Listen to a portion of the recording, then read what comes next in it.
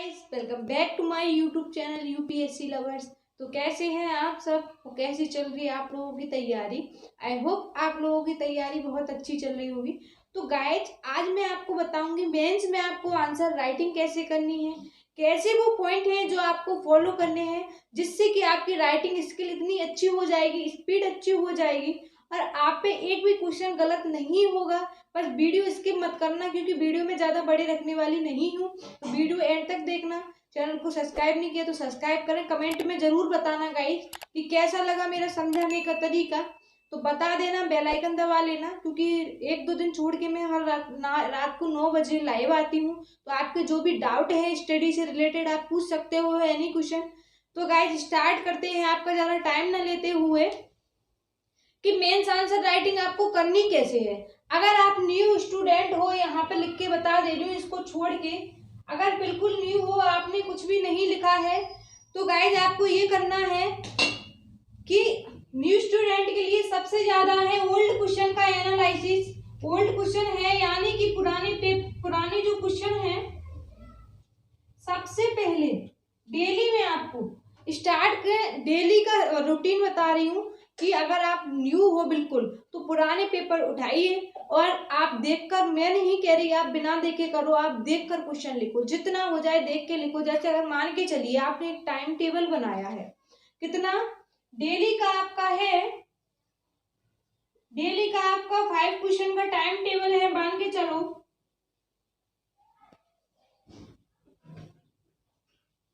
Daily का आपका 5 question का है टाइम टेबल। समझना एक बात मेरी, यहाँ आपको याद हो रहे हैं 2 क्वेश्चन 5 में से, और जो 3 क्वेश्चन हैं अगर आपको याद नहीं हो रहे, टेंशन वाली बिल्कुल बात नहीं है।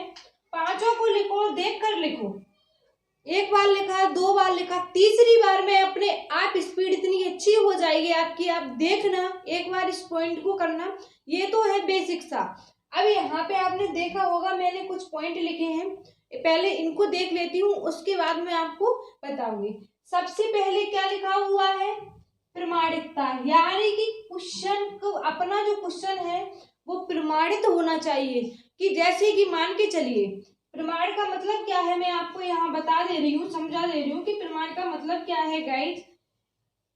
जैसे कोई क्वेश्चन लिखा, सबसे पहले उसका किताब का नाम लिखो, समझ में आ जाए तो उसका जो राइटर है, राइटर का नाम लिखो कि ये किताब किस राइटर के द्वारा लिखी गई है। ये होता है यानी कि सिद्ध किया है हमने, जो उत्तर है उसको लिखा है, उस पॉइंट को।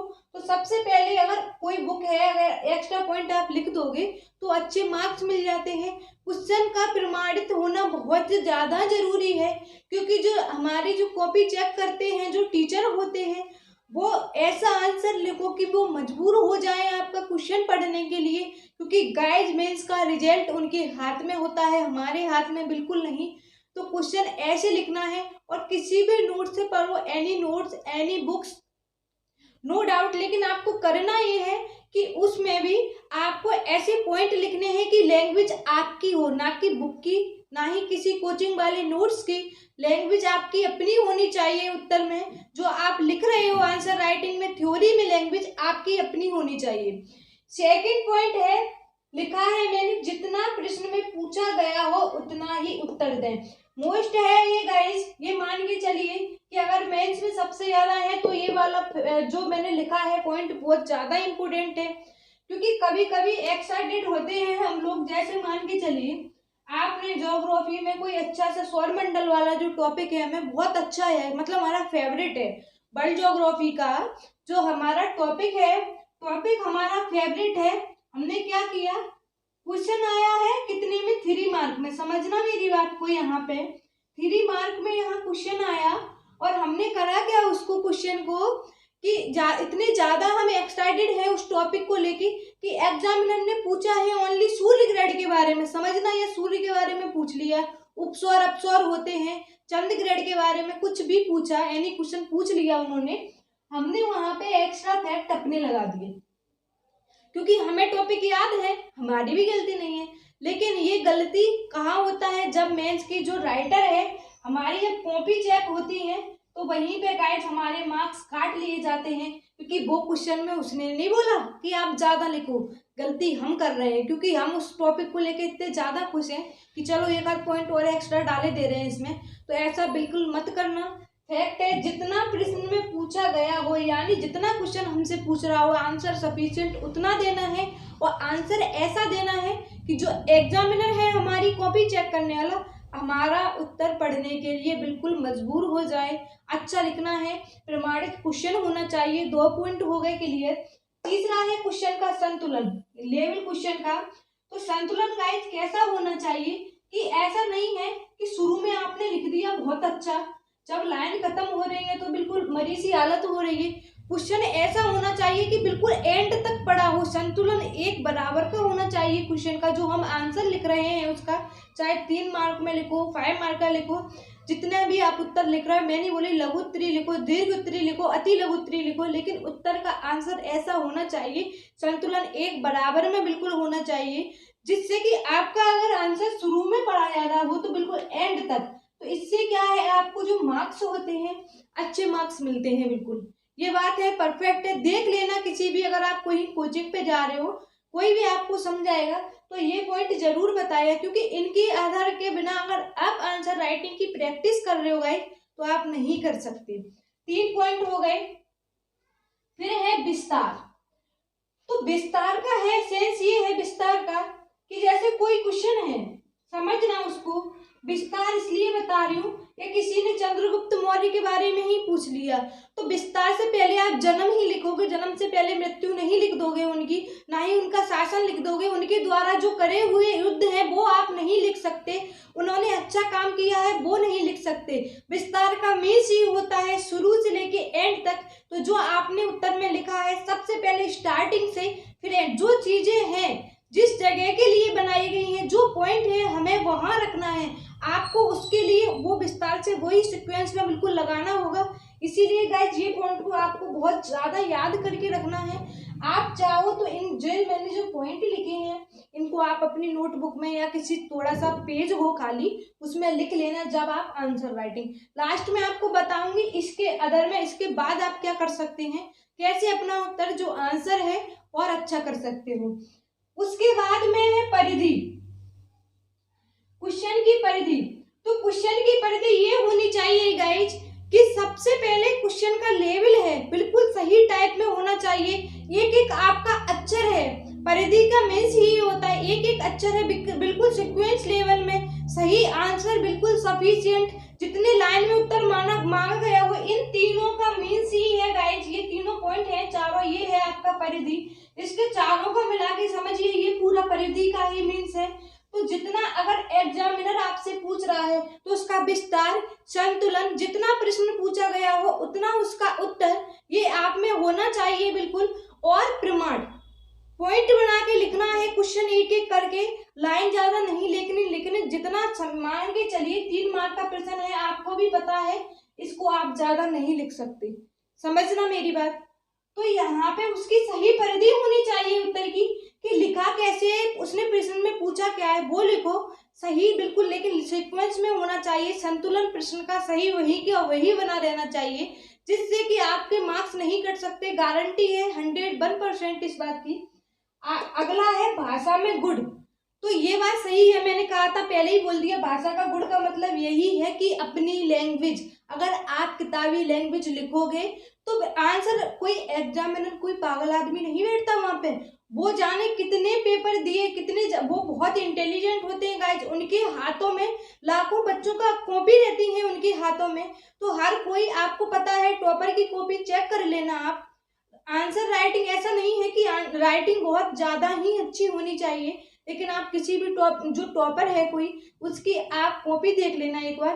करते क्या है, मान के चलिए किसी के बारे में पूछ लिया, सबसे पहले मेन जो है यहाँ पे मेन चीज को दर्शाइए। अगर आपसे दीर्घ उत्तरी प्रश्न पूछा है उसके प्रकार लिखिए सीक्वेंस में, फिर नीचे आंसर लिखना है।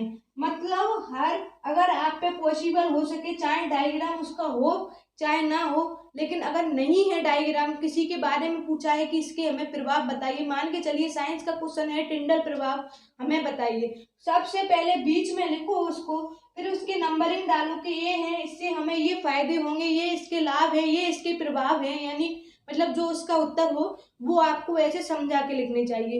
यही है वह भाषा में गुण, कि वो आपके क्वेश्चन मजबूर हो पढ़ने को, उत्तर पूरा आपका वो पढ़े और इससे कि आपको अच्छे मार्क्स मिल सके।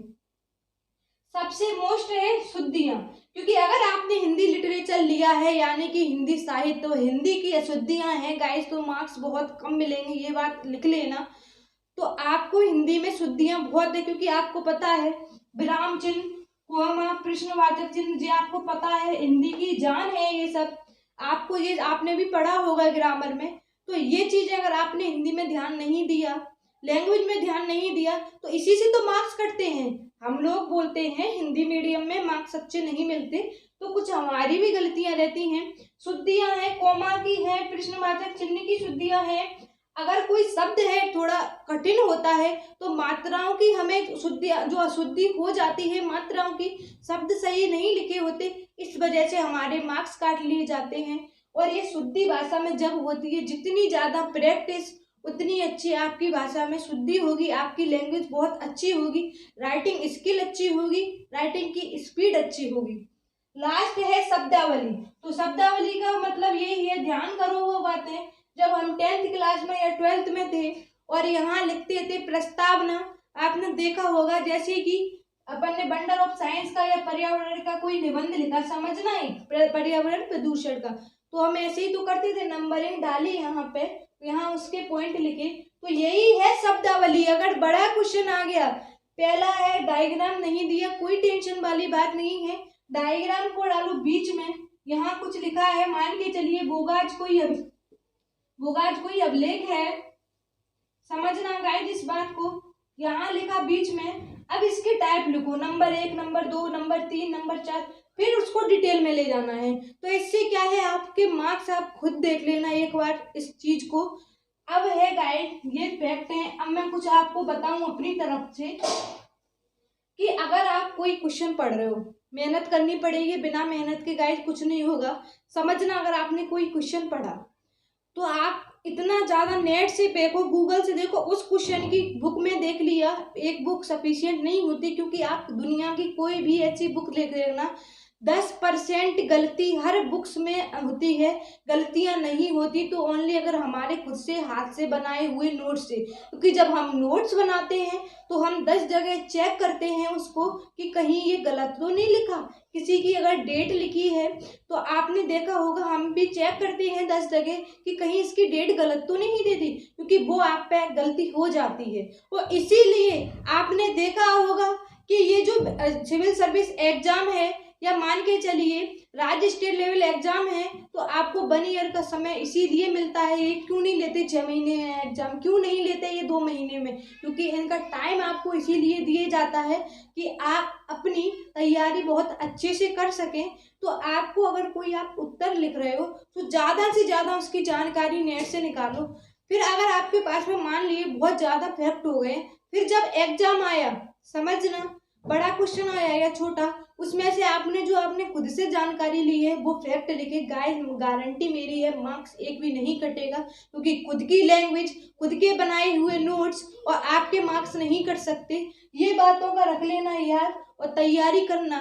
फिर जो न्यू स्टूडेंट हैं, कुछ मेरे पास बहुत सारे कमेंट हैं कि मैम आंसर राइटिंग कैसे करें, हम स्पीड हमारी अच्छी नहीं आती, शुरुआत जो कर रहे हैं, तो मैं उनके लिए आपको बता दूं कि आप आंसर राइटिंग कर रहे हो तो शुरुआत में आप देख के लिखो। फर्क नहीं पड़ता कि आप देख के लिख रहे हो, आपको याद नहीं हो रहा, देख के लिखो। टाइम लगा के गाइज कभी मत करना कि हमने टाइम लगाया, क्योंकि खुद से डिमोटिवेशन हो जाओगे, क्योंकि शुरुआत में किसी की स्पीड अच्छी नहीं आती, गलतियां भी होती हैं, उत्तर भी सही नहीं होता। तो आपको करना है, मतलब अच्छे से लिखना है, जो आपका उत्तर है वो बिल्कुल सही होना चाहिए। तो धीमे धीमे देख के लिखो, 2 दिन 4 दिन 5 दिन लिखोगे, उसके बाद में अपने आप राइटिंग स्किल अच्छी हो जाएगी।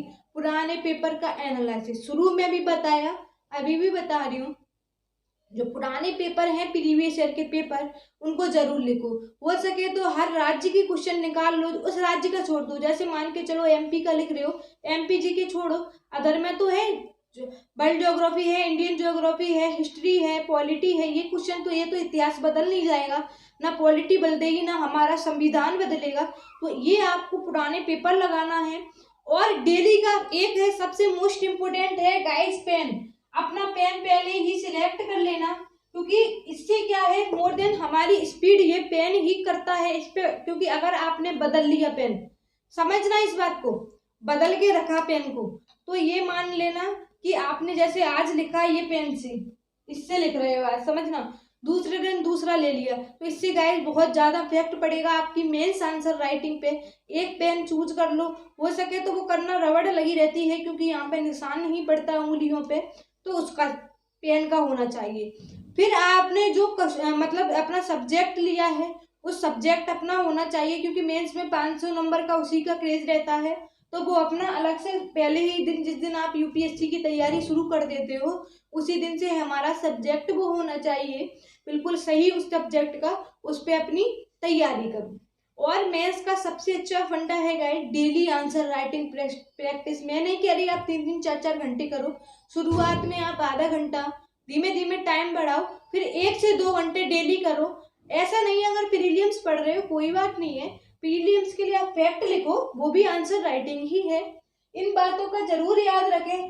नंबर 1 प्रमाणिकता, नंबर 2 जितना प्रश्न में पूछा जाए उतना ही उत्तर दें, एक्स्ट्रा आंसर बिल्कुल ना लगाएं।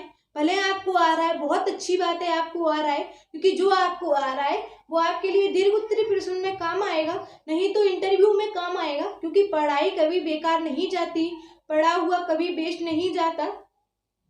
नंबर 3 संतुलन, नंबर 4 विस्तार, नंबर 5 परिधि, नंबर 6 भाषा में गुण का होना बहुत ज्यादा जरूरी है। जितना हो थोड़ा सा चेंज करें, क्वेश्चन में आंसर में थोड़ा चेंजेस लाएं और अपनी लैंग्वेज का यूज करें, क्योंकि हमें किताबी भाषा नहीं लिखनी, थोड़ा अपना सा बना के लिखें क्वेश्चन को, तो आंसर अच्छा मिलता है। हो सके तो हर आंसर में डायग्राम बनाने की कोशिश करें, नहीं है उसमें ठीक है ना, लेकिन जो पूछा है उसी को लिखो, थोड़ा सा बना दो और उनको अपना डायग्राम मिल गया, आपको अच्छे मार्क्स मिल जाएंगे।